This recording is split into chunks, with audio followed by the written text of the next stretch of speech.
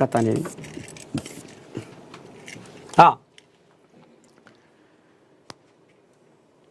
పేదల సంక్షేమం కాంగ్రెస్ ప్రభుత్వ లక్ష్యం.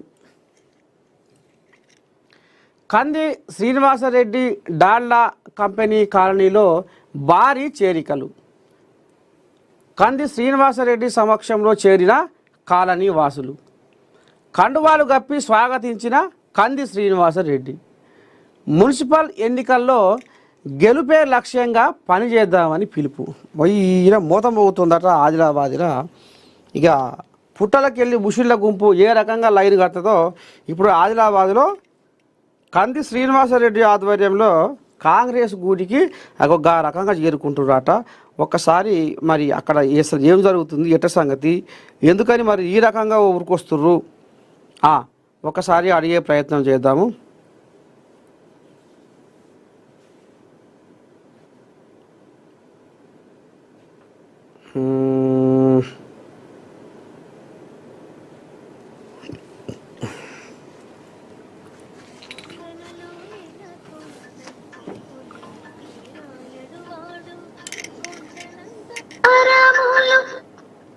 హలో, నమస్తే. శనార్థి చెప్పండి. అయ్యా మొత్తం ఆదిలాబాద్లో మొత్తం మోతం అవుతుందిగా. ఏంటి తాత? మీరు మార్నింగ్ చూసి లైవ్లో ఉన్నారు. ఓకే. పేదల సంక్షేమం కాంగ్రెస్ ప్రభుత్వ లక్ష్యం. కంది శ్రీనివాసరెడ్డి డాల్డా కంపెనీ కాలనీలో భారీ చేరికలు. అవునండి. కంది శ్రీనివాసరెడ్డి సమక్షంలో చేరిన కాలనీ వాసులు. అవును.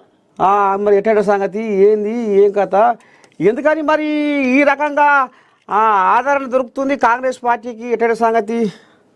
ఎందుకంటే గతంలో చూస్తే ఇప్పుడు మేము మొన్న చెప్పినట్టు ముందు గవర్నమెంట్ టిఆర్ఎస్ గవర్నమెంట్ ఉన్నప్పుడు 10 సంవత్సరాల నుంచి రేషన్ కార్డులు ఇయ్యలే, బంద్ చేసిండు. 10 సంవత్సరాల నుంచి పాపం ఎందరో విడోస్ ఉన్నారు, పాపం భర్తలు చనిపోయి ఉన్నారు, ముసలోళ్ళు 65 సంవత్సరాలు నిండిన వాళ్ళు ఉన్నారు, వికలాంగులు ఉన్నారు. 9-10 సంవత్సరాల నుంచి స్టార్టింగ్ లాలు ఇచ్చిండ్రు, మళ్ళీ పెన్షన్లు బంద్ చేసిండ్రు.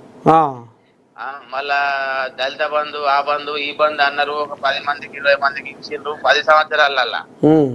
10 సంవత్సరాలలో మా ఆదిలాబాద్ ఇట్లా కాన్స్టిట్యున్సీలో ఒక 100 మందికి కూడా ఇయ్యలే, దులుపుకున్నారు.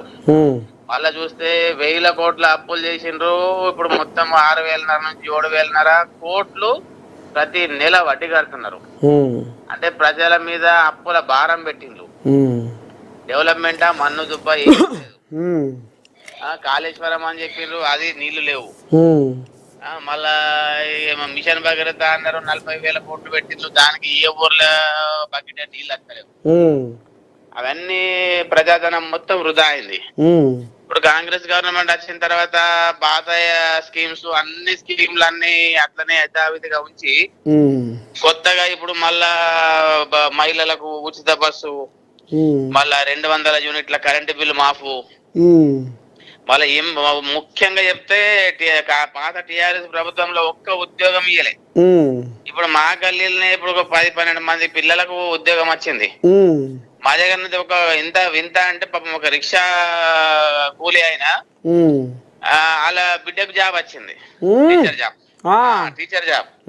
అంటే జాబులు వేస్తూ ఉన్నారు.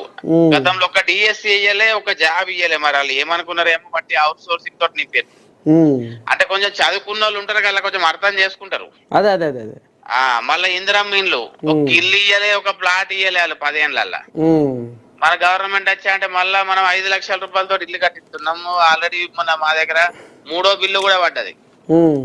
ఫస్ట్ బిల్లు, సెకండ్ బిల్లు పడ్డది, 3వ బిల్లు కూడా పడ్డది. అంటే పబ్లిక్ ఏం చేస్తున్నారంటే, అరే పోయి కాంగ్రెస్ ప్రభుత్వం వచ్చినాకనే ఇందిరమ్మ ఇండ్లు వస్తున్నాయి, పెన్షన్లు చాలా చేస్తారు అంటే ఇక రేషన్ కార్డులు చేసిండ్రు, పెన్షన్లు కూడా చేస్తారు, కొంచెం వెనక ముందు ఓపిక పడదామని కొంచెం ఆదరిస్తున్నారు. ఇక అట్లా రేషన్ కార్డులు కొత్త అన్ని ఇచ్చేసిండ్రు, బియ్యం కూడా ఇచ్చేసిండ్రు.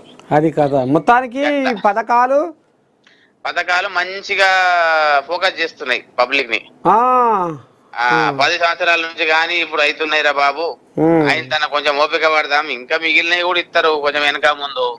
కానీ అసలుకే దానిని పట్టుకునే బదులు ఆయనతో ఇంతో కొంచెం వెనక ముందు ఇస్తున్నది కదా అని మన పార్టీకి మన ప్రజల్లో పెద్ద మొత్తాన్ని ఆదరణ నడుస్తున్నది. నిన్న ఎక్కడ చూసినా నిన్న బతుకమ్మ ఉత్సవాలలో శారద ఉత్సవాలలో మన కాంగ్రెస్ పార్టీ నాయకుల్ని ఇన్వైట్ చేస్తారు ఎక్కడ చూసినా. అమ్మా నిన్న శ్రీనగర్ కాలనీలా అక్కడ ఇక్కడ బతుకమ్మ సంబరాలు ఉండే స్పెషల్ గా మన కోసం రాత్రి 10:30 వరకు ఉండి 10:30కి ఇన్వైట్ చేసి పాపం మనం సన్మానించి మనతో ఆటలు పాటలు వేసి మళ్ళీ రాత్రి 11 గంటలకు ఇళ్ళకి పోయింది పాపం. అబ్బా అబ్బా అబ్బా అబ్బా అబ్బా మంచి ఆదరణ ఉన్నది మన కాంగ్రెస్ వాళ్ళకి, మంచి ఆదరణ ఉన్నది. అయితే రాబోయే రోజుల్లో మున్సిపల్ చక్రం తిప్పుతట్టే ఊరుగా.